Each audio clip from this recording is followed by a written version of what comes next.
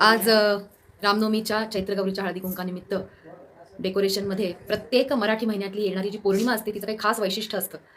तर ते ह्या देखाव्यातनं सादर केलंय. उदाहरणार्थ नाही, प्रत्यक्षच पाहूया. चैत्र पौर्णिमेला असते हनुमान जयंती, वैशाख पौर्णिमेला असते बुद्ध पौर्णिमा, ज्येष्ठ पौर्णिमा म्हणजे वटपौर्णिमा, आषाढ पौर्णिमा म्हणजे गुरुपौर्णिमा, श्रावण पौर्णिमा म्हणजे राखी पौर्णिमा. छोट्या छोट्या गिफ्ट्स केल्या आहेत आणि मागे राखी लावली आहे. भाद्रपद पौर्णिमा विष्णू पूजन करतात भाद्रपद पौर्णिमेला. त्याच्यानंतर जी अश्विन पौर्णिमा येते त्याच्यामध्ये तिथे असते कोजागिरी पौर्णिमा. त्याच्यामध्ये दूध पितात छान मसाला घालून आणि चंद्राची पूजा करतात. कार्तिक पौर्णिमा म्हणजे त्रिपुरी पौर्णिमा असते. शंकराची पिंड आहे आणि नंदी त्रिपूर त्याच्यामध्ये लावला जातो. मार्गशीर्ष पौर्णिमा दत्त जयंती. पौष पौर्णिमा शाकंभरी पौर्णिमा म्हणजे सगळी ही भाज्या घेतलेली देवी आहे.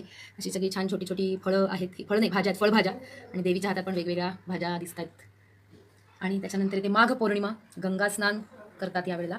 आणि फाल्गुन महिन्यातली शेवटचा मराठी महिना फाल्गुन पौर्णिमा, इथे असते होळी पौर्णिमा.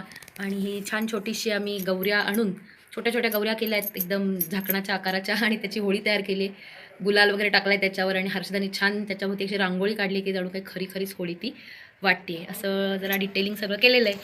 आणि ही चैत्रगौर, आणि या चैत्रगौरीसाठी हे फराळाचे पदार्थ चकली वड्या आईने केल्या आहेत, म्हणजे मीराताई, करंजा, लाडू, शंकरपाळी आणि चिवडा. आणि खास म्हणजे हे ह्याच्यासाठी